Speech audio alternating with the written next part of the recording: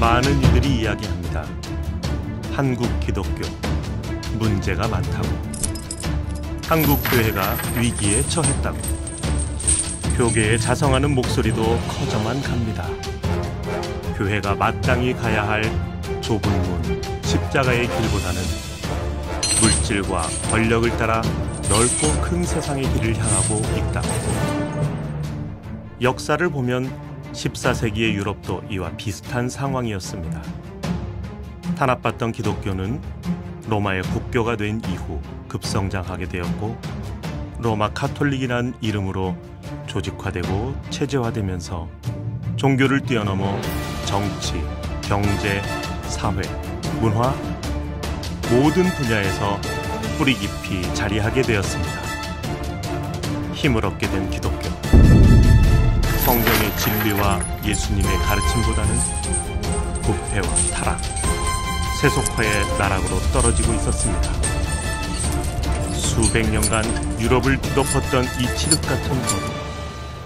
하지만 그 어둠을 물리치고자 나 홀로 작은 불꽃을 일으키던 사람들이 있었습니다. 세상을 바꾼 사람들, 바로 종교개혁자들입니다.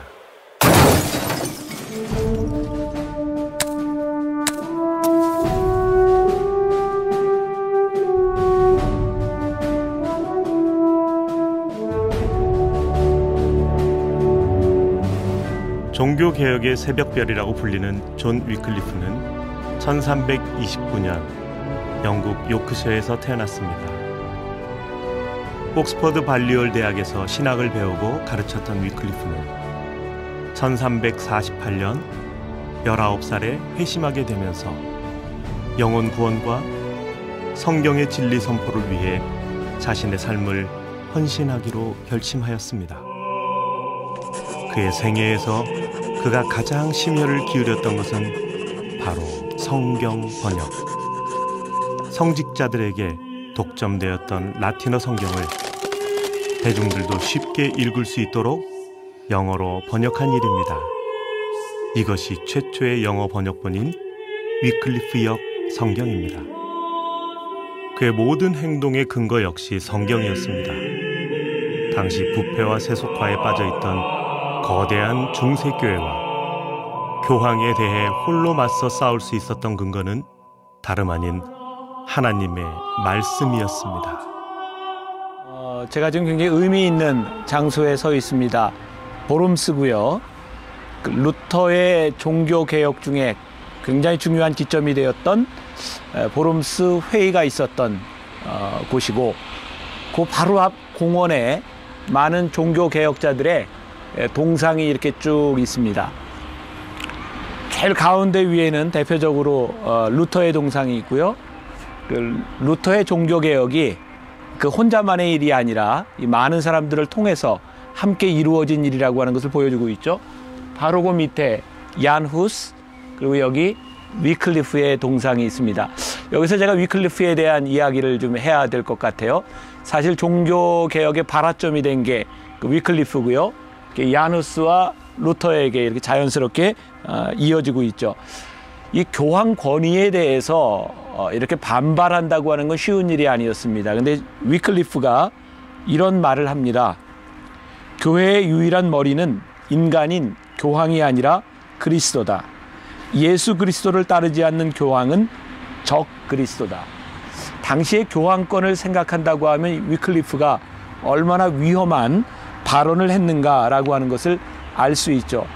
결국 위클리프는 성경을 영어로 번역한 최초의 사람이 되었고 종교개혁의 발화점이 되었지만, 위클리프가 죽고 난 44년 후에 그는 시신이 끄집어내져서 화형을 당하는 그런 비극적인 최후를 마치게 됩니다. 위클리프를 이야기하면서 요즘 교회에 경종을 울릴 만한 중요한 점이 하나 있다고 생각해요. 위클리프는 당시 교황이 가지고 있었던, 교회가 가지고 있었던 그 재산들에 대해서 다시 세속으로 돌려줘야 한다라는 말을 합니다. 오늘날 교회가 너무 부유하기 때문에 혹은 타락하는 것이 아닌가라는 생각도 하게 되는데, 위클리프는 이미 그 시대에 교황권, 부에 대해서 그런 생각을 했던 것 같아요. 그래서 위클리프에게 있어서 참된 교회란 건물을 의미하거나 어떤 조직을 의미한 것이 아니었습니다. 위클리프에게 있어서 참된 교회는 제도교회에 속한 사람이 아니라 참된 그리스도인으로 만들어진 것, 그것이 교회다. 어쩌면 최초의 종교개혁자로서 위클리프가 얘기했던 그것이 오늘 우리들에게 굉장히 중요한 의미를 던져주고 있는 것 같아요. 오늘 여러분들이 들고 있는 그 성경, 말씀을 여러분들이 접할 수 있는 것, 위클리프의 그런 종교개혁으로부터 시작된 것이기 때문에 우리들이 제일 감사해야 될 그럴 사람이 아닌가라는 생각을 합니다. 우리 말씀으로 들어가 보도록 하겠습니다. 오늘 우리에게 주시는 하나님의 말씀은 디모데후서 3장 16절 17절의 말씀입니다. 디모데후서 3장 16절 17절의 말씀입니다. 모든 성경은 하나님의 감동으로 된 것으로 교훈과 책망과 바르게 함과 의로 교육하기에 유익하니 이는 하나님의 사랑으로 온전하게 하며 모든 선한 일을 행할 능력을 갖추게 하려 함이라. 아멘.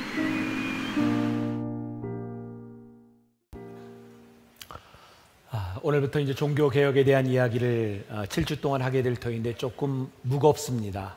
또 두렵습니다. 많이 힘든 이야기입니다. 여러분들에게나 저에게나 한국교회에게 힘든 이야기가 될 것 같아요. 이번 한 주간 제가 읽었던 책 중에 저에게 굉장히 강한 인상을 준 책이 있는데 Vertical Church라는 제임스 맥도널드라고 하는 분이 쓴 책입니다. 이 책에 지금 교회들을 향하여 문제가 무엇인가? 하나님의 영광이 사라졌다라고 이야기를 합니다.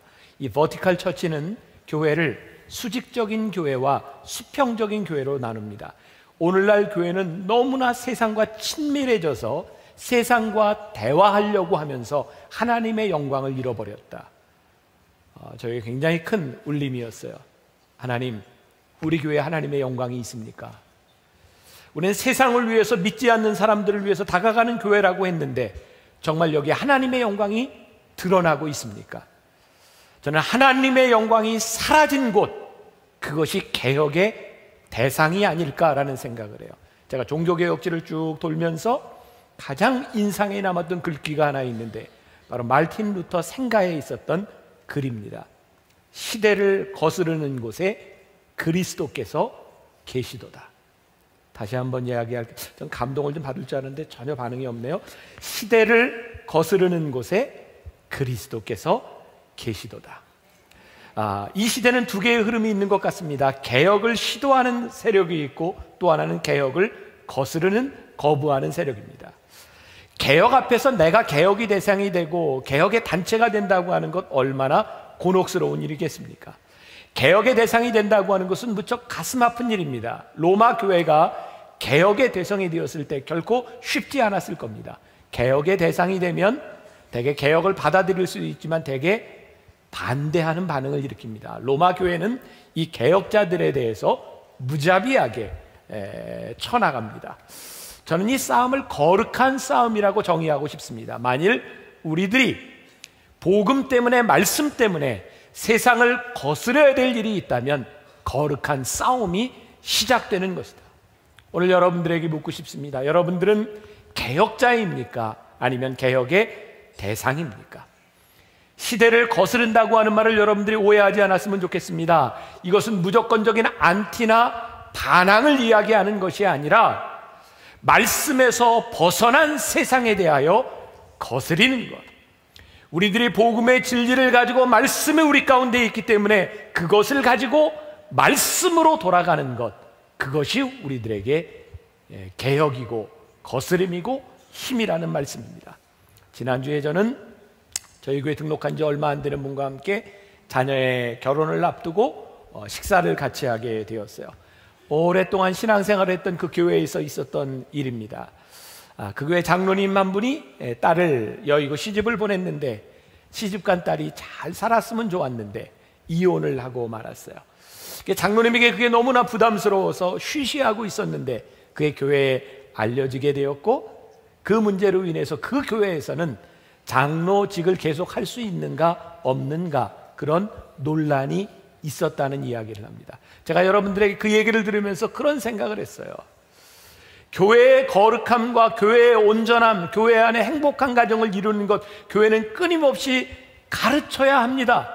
그러나 아픔을 가진 사람들에 대하여 교회가 하나님의 마음을 가지고 품지 못한다고 하면 교회는 세워질지 모르지만 그 교회 안에 하나님의 마음이 있는가?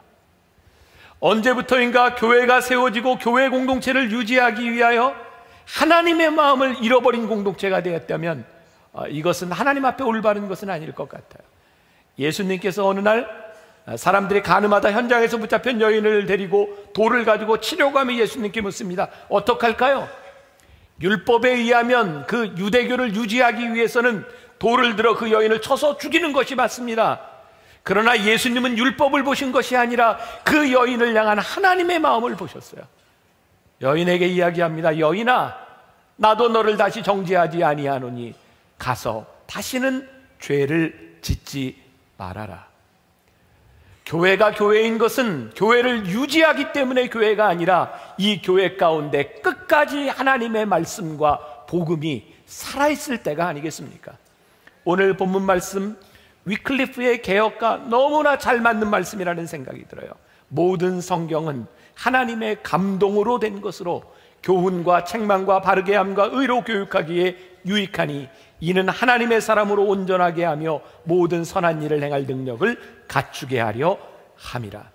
모든 성경이 하나님의 감동으로 된 것이므로 교회 안에 하나님의 말씀이 살아있을 때, 교회 안에 말씀의 권위가 세워질 때 하나님의 영광이 드러나지 않을까. 위클리프는 루터가 종교개혁을 하기 2세기 전에 이미 성경을 번역하며 종교를 개혁한 사람입니다. 그는 교회 안에 칭의와 인간의 무능함, 하나님의 은혜, 강한 믿음, 이런 말씀들이 전혀 선포되어지지 아니하고 성직자들을 통해서 결혼식과 세례식과 수없이 많은 의식들이 일어나는 것을 보았어요. 왜 그런 많은 의식들이 일어날까? 그것은 돈과 관계된 문제들이었어요. 교회는 하나님의 말씀을 선포하는 것이 아니라 교회를 통하여 어떻게 돈을 벌어들일까? 위클리프가 있었던 그 영국은 그 당시에 나라 땅의 3분의 1이 교회에 속해 있었고 전체 영국 수익의 2배에서 3배 정도의 돈이 교회로 몰려들었다고 합니다. 한마디로 말하면 로마 가톨릭 교회의 교황권이 복음을 찬탈해버렸고 교회 안에 복음이 사라짐으로 인하여 교회는 철저하게 타락하기 시작합니다. 아까 화면에서 이야기했던 것처럼 교황에 대해 위클리프는 이렇게 말을 합니다. 교회의 유일한 머리는 인간인 교황이 아니라 그리스도이다. 예수 그리스도를 따르지 않는 교황은 적 그리스도다. 여러분, 우리 교회 안에 적 그리스도가 있을 수 있다는 것을 아십니까? 우리가 오늘 예배를 드리고 만나교회가 세워져 있지만 우리가 그리스도를 따르지 아니하고 우리 안에 말씀이 사라져버리면 이 안에 있는 우리가 적 그리스도가 될 수 있다고 하는 것이 얼마나 무서운 일인지 모릅니다. 복음의 본질이 세속적인 것과 문들고 세속과 타협하고 그리스도가 사라지기 시작할 때 교회는 개혁의 대상이 됩니다. 개혁은 다른 것이 아닙니다. 본래대로 돌아가자고 하는 이야기입니다. 올 한 해 레디컬이라고 하는 시리즈로 말씀을 나누면서 하나님께서 분명히 우리 교회에 사명을 주셨다고는 믿는데 마음이 무척 무겁습니다. 참 힘이 듭니다. 위클리프는 교회의 권력이 세상의 부를 가지는 것에 대해서 철저하게 비판합니다. 왜냐하면 교회가 돈을 가지고 세상의 권력을 가지면 타락한다는 것입니다. 교회는 부를 소유하는 것이 아니라 부를 나눠주는 공동체입니다. 교회가 가지지 말아야 될 것을 가지며 교회는 철저하게 타락하기 시작합니다.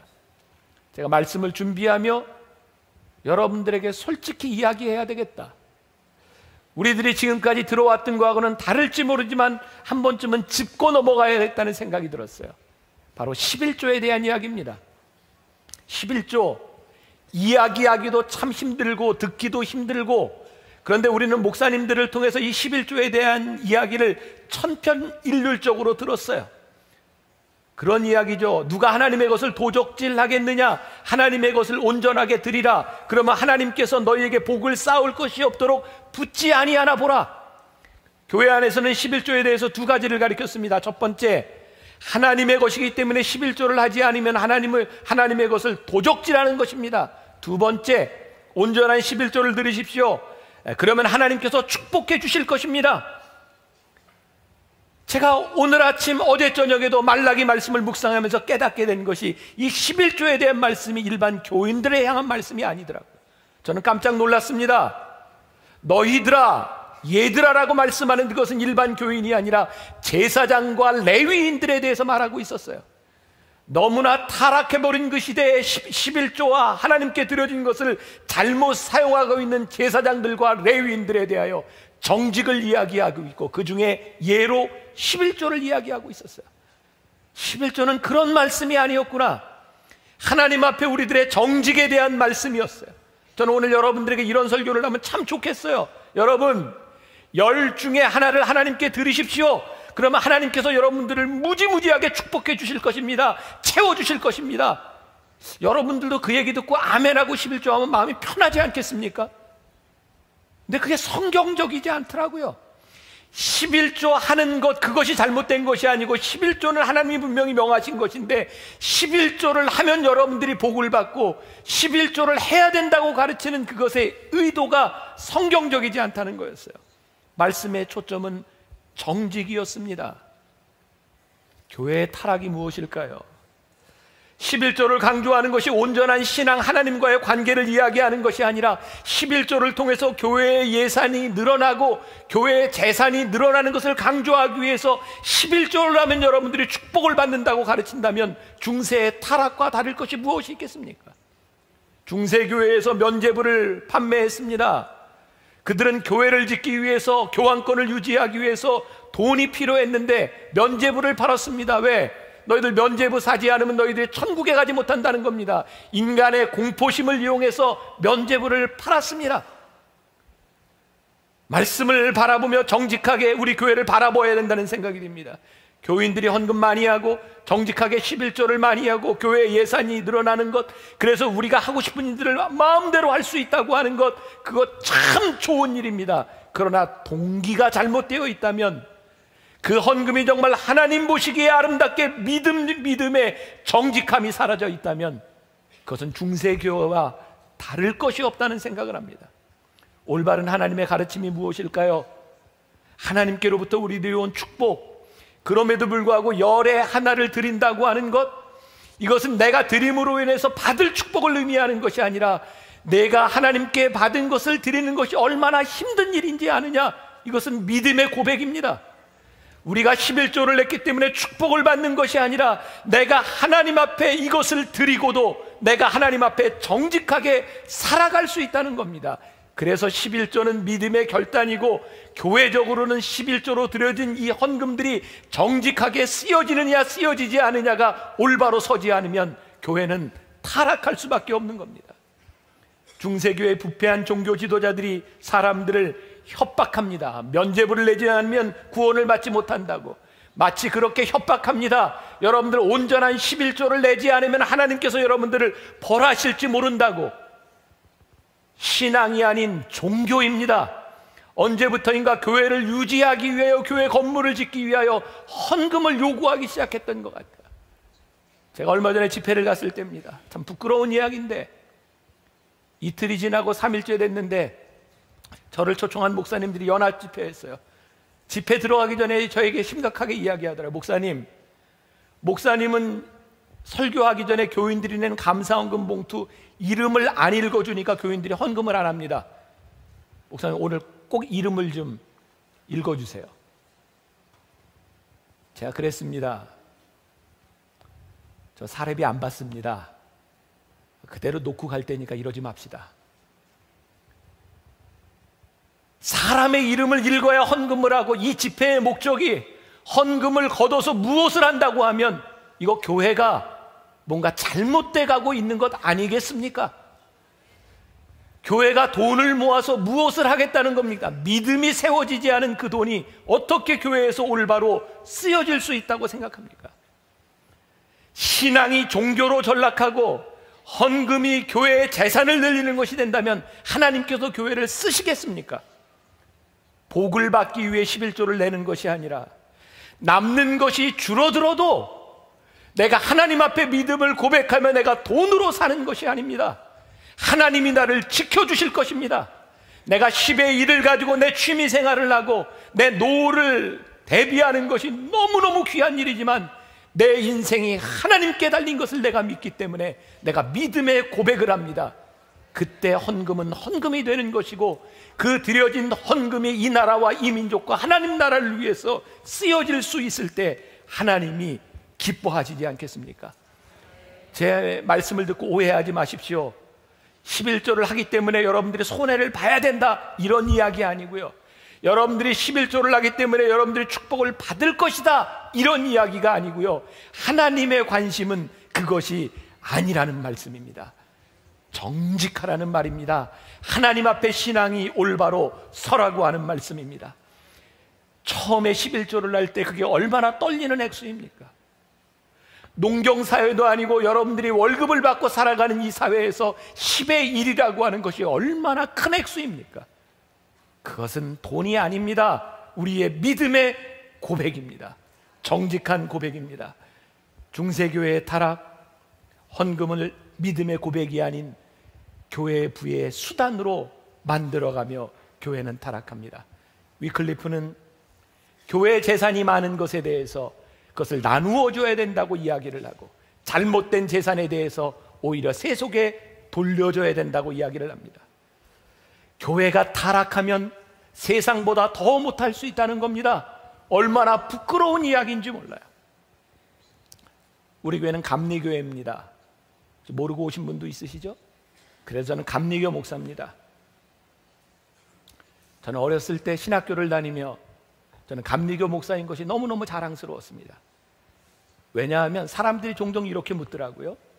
제가 목사가 되어서도 모르는 사람들이, 뭐 택시기사들이 제가 어디 교회 목사입니다 그러면 아유, 그 교회는 참 건물도 크고 헌금도, 아유, 목사님 이거 다 쓰시죠? 뭐 이런 얘기도 하고, 아유, 그 건물 다 누구 거예요? 감리교단은 모든 교회의 건물이 교회 개인 것으로 되지 않고 교단에 소속이 됩니다. 그래서 감리교회는 누구도 재산을 소유할 수 없도록 되어 있어요. 저는 그게 너무너무 자랑스러웠고요. 정말 모르는 사람들이요, 이런 표현 쓰죠. 담임 목사라고 이런 말 모르니까, 아유, 그 교회 주지 목사님은 참, 아유, 뭐 교회가 커서 뭐 그런 사람들에게 우리가 할 수 있는 이야기. 교회는요, 절대 그런 것 아니고요. 제가 우리 여러분들이 헌금하는 것, 그거 제가 손댈 수 있는 것 하나도 없고요. 교회는 그런 곳이 아닙니다. 저는 감리교단이 너무너무 자랑스러웠어요.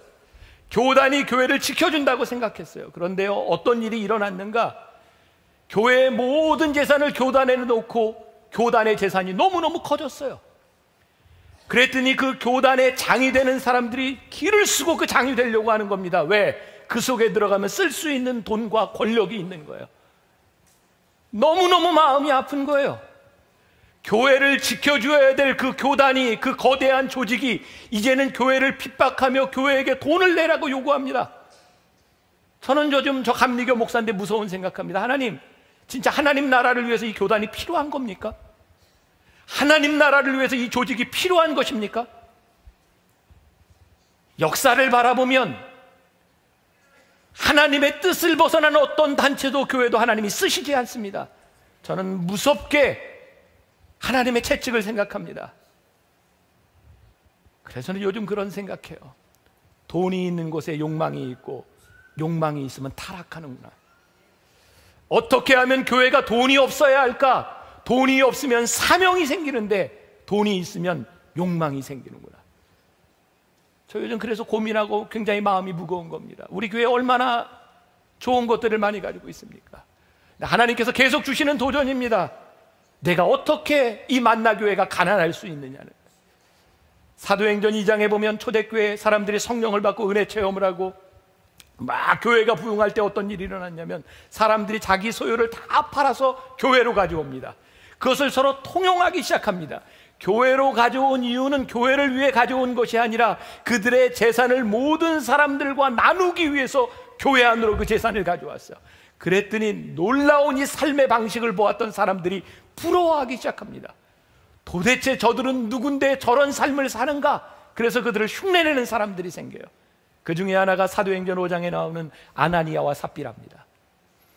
너무너무 부러워서 그들은 그들의 모든 재산을 다 팔아서 가져오려고 했는데 조금 아까웠어요. 그래서 반을 숨겨놨습니다. 그리고 베드로 앞에 가져왔는데 베드로가 그것을 지적합니다. 왜 정직하지 못하냐고. 만일 교회가 돈을 받아야 되는 공동체라면 그것을 질책할 이유가 없습니다. 반만 받아도 되는 겁니다. 그 돈을 받지 못하는 이유는 그의 마음에 정직함이 없었기 때문입니다. 교회는 돈을 받아서 돈을 가지고 무엇을 하는 공동체가 아니라 정직한 하나님의 사람들이 모여서 하나님의 일을 하는 공동체가 될 때에 교회가 되는 겁니다. 교회가 돈의 가치를 둔다면 교회는 교회의 기능을 상실하게 될 것입니다. 제가 혹시 지금 하는 이야기에 여러분들이 마음의 상처를 받지 않았으면 좋겠습니다. 제가 이 말씀을 준비하고 있었을 때가, 원고를 쓰고 있었을 때가 작년 11월 수험생들을 위한 기도회가 열리는 날이었던 것 같아요. 제 원고를 보니까 원고를 쓰다 말고 제가 수험생들을 위한 어머니 기도를 위해서 내려와서 말씀을 전해야 될 때였습니다. 늘 수험생 기도회를 보면 울고 있는 어머니, 기도하는 어머니들을 참 많이 봅니다. 네, 여러분들 정말 울고 기도하면 자녀들이 시험을 잘 보던가요? 어쩌다 잘 볼 수도 있지만 그렇지 않은 경우도 있는 것 같아요. 그래서 감사헌금을 합니다. 감사헌금을 하는 부모님들 마음이 굉장히 갈등이 많이 됩니다. 5만 원 하면 한 문제쯤 더 맞을 것 같고 100만 원쯤 하면 한 10문제는 더 맞을 것 같아요. 기도하면서 감사헌금을 얼마나 할까?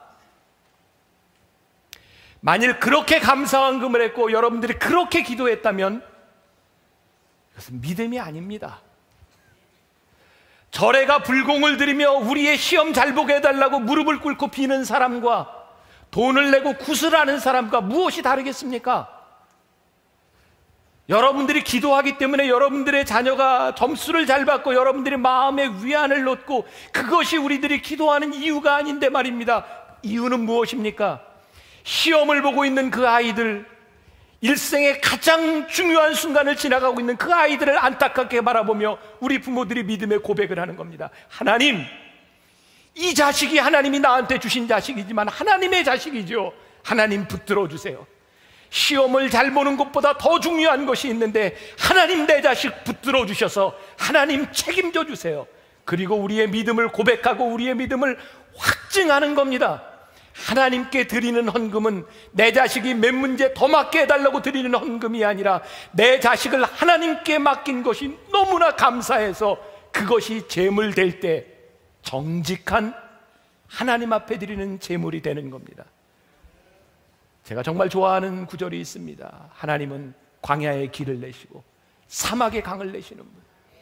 내 자식을 바라보며 하나님을 내가 믿는 것, 내 아들의 미래 가운데 사막에 길을 내실 분, 광야에 길을 내시고 사막에 강물을 내시는 하나님을 바라보며 내가 그 하나님을 믿습니다. 이 말씀이 살아있을 때 우리들이 세상과는 좀 다르게 살지 않겠습니까? 수평적 가치. 우리는 기도하면서 세상 사람들과 똑같이 우리 아들이 시험 잘 보고 좋은 대학 가고 좋은 직장 가고 수평적 가치를 가지고 우리들이 교회에서 아무리 어떤 일을 해도 하나님의 영광이 드러나지 않습니다. 세상과 똑같기 때문입니다. 그러나 수직적 가치, 하나님의 영광이 임하시면, 하나님이 내 자식을 붙잡아 주시면, 하나님이 우리 교회를 붙들어 주시면, 하나님이 이 나라와 이 민족을 붙들어 주시면 일어날 일을 꿈꾸기 시작할 때 하나님의 영광이 드러나고 이 땅을 흔드는 역사가 일어나지 않겠습니까? 참된 교회, 위클리프는 제도를 가지고 모인 사람들의 교회가 교회라고 이야기하지 않습니다. 하나님을 믿는 사람들의 공동체, 그리고 그곳에 있어야 될 것이 성경이라고 이야기를 합니다. 위클리프가 활동하던 1378년 유명한, 여러분 아비뇽 뉴스라고 하는 걸 들어보셨을 거예요. 교황권이 갈라집니다. 교황이 둘로 나눠집니다. 이유가 무엇입니까? 권력에 대한 부분입니다. 오늘날 한국교회를 바라보면 너무너무 안타깝고 여기에 개혁이 일어나야 한다고 생각하는 이유가 무엇입니까? 계속해서 교단들이 갈라지고 있습니다. 이유가 무엇입니까? 권력에 대한 문제입니다. 저희 감리교단 한국에 6,000교회 정도 됩니다. 점점 연회라고 하는 게 늘어나면서 감독들이 이제 10명이 되었습니다. 모든 분들이 나쁜 것은 아니지만 누군가는 정치적이고 치리한 일을 해야 되지만 점점 싸움이 일어나니 내가 그 자리에 올라가기 위해서 세상과 똑같은 방법으로 사람들에게 밥을 사고 세상과 똑같은 방법으로 사람들에게 돈을 주고 표를 삽니다. 그리고 그 자리에 올라가면 나를 도와준 사람들에게 갚아야 합니다. 도대체 세상과 다르지 않은 수평적 가치에서 똑같은 권력을 향유하기 시작하면서 교회는 하나님의 영광을 점점 가려가기 시작합니다. 하나님의 영광이 떠나면 교회는 어떤 능력도 나타나지 않습니다.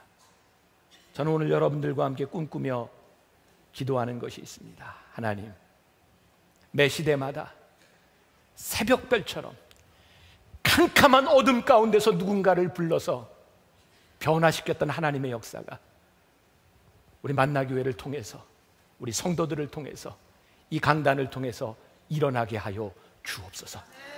우리들에게는 부족한 것이 많습니다. 우리들에게는 부족한 것이 많습니다. 그러나 우리 교회에서 하나님의 영광이 드러난다면 하나님께서 그 일을 하실 것입니다. 하나님의 영광이 드러나도록 우리들이 해야 될 일이 무엇인가? 자, 이런 말을 여러분들에게 들고 싶어요. 믿음은 보상이 아닙니다. 믿음을 보상으로 생각하면 타락합니다. 여러분들이 내가 이만큼 믿었기 때문에, 내가 이만큼 기도하고, 내가 이만큼 헌신하고, 이만큼 헌금했기 때문에 여러분들이 보상을 바란다면 그 신앙은 타락합니다. 믿음은 보상이 아니라 삶입니다. 여러분들이 믿음으로 꿋꿋이 하나님을 믿기에 그 길을 걸어가는 것이 믿음입니다. 여러분들이 믿음의 길을 걸어갈 때 하나님의 영광이 나타납니다. 보상을 바랄 때 하나님의 영광이 사라집니다. 저는 우리들이 꿈꿔야 할 일이 있다고 생각해요. 하나님, 우리 교회에 하나님의 영광이 나타나면 하나님의 역사가 일어나지 않겠습니까? 종교개혁 시대의 사람들이 우매했던 것은 그들이 말씀을 몰랐다는 겁니다. 말씀의 기준이 없었다는 겁니다. 그래서 종교개혁자들이 이야기합니다. 말씀으로 돌아가서 말씀대로 삽시다. 여러분들이 말씀을 공부하지 아니하고, 여러분들이 말씀을 연구하지 아니하고, 여러분들이 절대로 말씀대로 살지 못합니다. 여러분들이 무지합니다. 그래서 우리 가운데 말씀 운동이 일어나야 된다고 생각해요. 말씀 앞에서 제가 잘못하는 것 여러분들이 지적할 수 있어야 합니다. 그래야 목회자가 바로 서지 않겠습니까? 제가 무엇을 해도 여러분들이 말씀으로 지적하지 못한다면 우리는 또 하나의 개혁의 대상이 되지 않겠습니까? 교회에서 일어나고 있는 일들에 대하여 여러분들이 말씀으로 이야기할 수 있어야 합니다.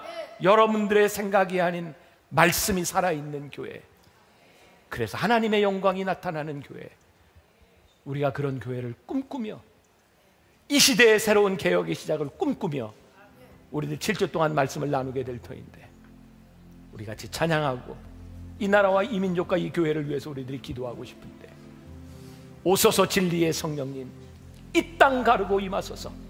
하나님의 말씀이 이 땅 위에 임할 때에 일어날 놀라운 일들을 꿈꾸며 우리 같이 찬양합시다. 오소서 성령